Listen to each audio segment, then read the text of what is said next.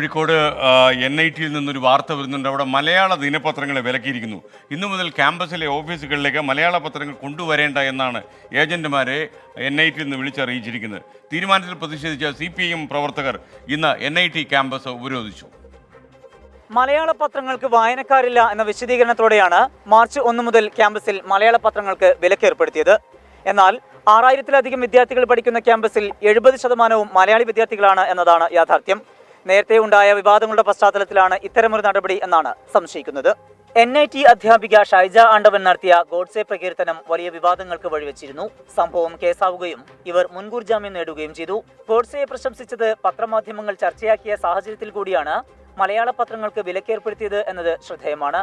Director office, registrar office, library, guest house എന്നിവിടങ്ങളിൽ പത്രം നിർത്താനാണ് നിർദ്ദേശം. അതേസമയം ഇംഗ്ലീഷ് ദിനപത്രങ്ങൾക്ക് വിലക്കില്ല. ക്യാമ്പസുകളെ കാവ്യവൽക്കരിക്കാനുള്ള ശ്രമങ്ങളാണ് നടക്കുന്നത് എന്ന് CPIM ആരോപിച്ചു. ഇന്ത്യ രാജ്യത്തിലെ വിദ്യാഭ്യാസ സ്ഥാപനങ്ങളെ കാവ്യ പുതപ്പിക്കുക എന്ന കേന്ദ്ര സർക്കാരിൻ്റെ പ്രത്യക്ഷത്തിലുള്ള പിന്തുണയുടെ പ്രതിഫലനവും ബഹിർസ്ഫുരണവുമാണ് ഇന്ത്യ രാജ്യത്തിലെ വിദ്യാഭ്യാസ മണ്ഡലത്തിലെ അഭിമാന സ്തംഭമായി വിശേഷിപ്പിക്കാവുന്ന NITയുടെ ക്യാമ്പസിനകത്ത് നടന്നുകൊണ്ടിരിക്കുന്ന അശുഭകരമായ അനഭിലഷണീയമായ ഈ പ്രവണത. വിഷയത്തിൽ ശക്തമായ പ്രതിഷേധവുമായി മുന്നോട്ടു പോകുമെന്ന് വിദ്യാർത്ഥി സംഘടനകളായ SFI, KSU, MSF തുടങ്ങിയവർ വ്യക്തമാക്കി. ക്യാമ്പസ് ഡയറക്ടറും ഏതാനും അധ്യാപകരും ചേർന്ന് അഭിമാന സ്ഥാപനത്തെ നശിപ്പിക്കാനുള്ള ശ്രമങ്ങളാണ് നടത്തുന്നത് എന്ന ആക്ഷേപമുണ്ട്.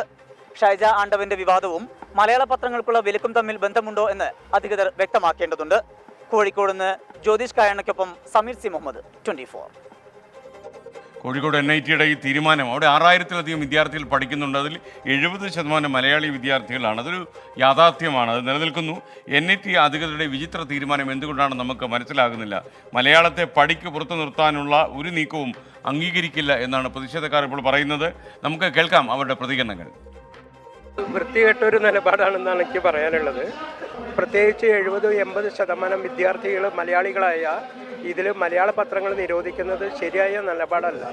അത് എന്തായാലും അത് തിരുത്തണം എന്നുള്ള അഭിപ്രായക്കാരാണ് ഞങ്ങൾ. മലയാളികളുടെ നാടാണ്. അപ്പോൾ ആ പത്രം നിരോധിച്ച് എന്ന് പറഞ്ഞാൽ ഡയറക്ടർ ഉത്തർപ്രദേശാണ് എന്ന് വിചാരിച്ച് ചെയ്താൽ വീരമില്ലാത്തതുകൊണ്ട് ചെയ്തതാണ്. അപ്പോൾ വീരക്കേട് മാറ്റി കൊടുക്കാമെന്നാണ് ഞങ്ങളുടെ തീരുമാനം. ക്രമക്കേടുകൾ, ഈ ഡയറക്ടർ നടത്തുന്ന വിഷയങ്ങൾ പിന്നെ ജനങ്ങൾ അറിയുന്നതിന് വേണ്ടിയാണ് ഈ മലയാള പത്രങ്ങൾ ഇവിടെ നിരോധിക്കപ്പെട്ടത്. നാട്ടുകാർ അറിയുന്നതിന് വേണ്ടിയിട്ട് അതിനുള്ള പ്രതിഷേധമാണ് ഇപ്പോൾ നടത്തുന്നത്. ജെയ്സൺ ജോസ് പറയുന്നു, KSRTCയും അതുപോലെ ഓട്ടോറിക്ഷയും തമ്മിലുണ്ടായ അപകടം, ആ വീഡിയോ ഒന്ന് ക്ലിയറായി നോക്കിയാൽ ആ റോങ് സൈഡിൽ വന്ന ബസ്സിൽ നിന്ന് രക്ഷപ്പെടാൻ തിരിഞ്ഞതാണ് ആ ഓട്ടോറിക്ഷ ഡ്രൈവർ എന്ന് തോന്നുന്നു. ജെയ്സൺ ജോസ്, നമുക്ക് ആ വീഡിയോ കണ്ടാൽ അങ്ങനെ തോന്നില്ല. KJ കുര്യൻ്റെ ഒരു സന്ദേശത്തെ വീണ്ടും ഒരു കാര്യമായിട്ട് പറഞ്ഞിരിക്കുകയാണ്. SK എന്നോട് വെറുപ്പ് തോന്നരുത്, വലിയ വിഷമം തോന്നുന്നു, പെൻഷൻ എത്രയും വേഗം കൊടുക്കാൻ പറയണേ. കുര്യൻ, നമുക്ക് പ്രേക്ഷകർ ഒരു കമൻറ്റ് ഇട്ടതുകൊണ്ടോ ഒരു പ്രതികരണം അറിയിച്ചുകൊണ്ടോ അവരോട് വെറുപ്പോ ദേഷ്യമോ വിദ്വേഷമൊന്നുമില്ല. നിങ്ങൾക്ക് അഭിപ്രായം പറയാനുള്ള സ്വാതന്ത്ര്യം അത് അന്തിമമായി നിങ്ങൾക്കുള്ളതാണ് എന്ന് വിശ്വസിക്കുന്ന മാധ്യമമാണ് 24. അതുകൊണ്ട് നിങ്ങൾ ധൈര്യമായിട്ട് പറഞ്ഞോളൂ, നമുക്ക് യാതൊരു സങ്കടവുമില്ല. അതുപോലെ സിദ്ദിഖ് വന്ന പത്രം മുടക്കിയ വാർത്ത ഇന്നലെ സോഷ്യൽ മീഡിയയിൽ വന്നോ എനിക്കിന്ന് അറിയില്ല. ഞാൻ ആ കാര്യം സോഷ്യൽ മീഡിയയിൽ കണ്ടെങ്കിൽ ഞാൻ തീർച്ചയായിട്ടും പറഞ്ഞു. എന്തായാലും NITയിൽ മലയാള പത്രങ്ങൾ വേണ്ട എന്ന് പറഞ്ഞു എന്നത് യാഥാർത്ഥ്യമാണ്. ഇനിയൊരു ഇടവേള കഴിഞ്ഞു വരുമ്പോൾ മറ്റു ചില വാർത്തയിലൂടെ നമുക്ക് കടന്നു പോകണം. ലോകത്തെവിടെയായാലും ഏത് സമയത്തും 24 വാർത്തകളും ഓഗ്മെന്റഡ് റിയാലിറ്റി പാക്കേജുകളും എക്സ്പ്ലെയിനറുകളും വിശദമായി കാണാൻ ഞങ്ങളുടെ YouTube ചാനൽ നിങ്ങൾക്ക് സബ്സ്ക്രൈബ് ചെയ്യാം.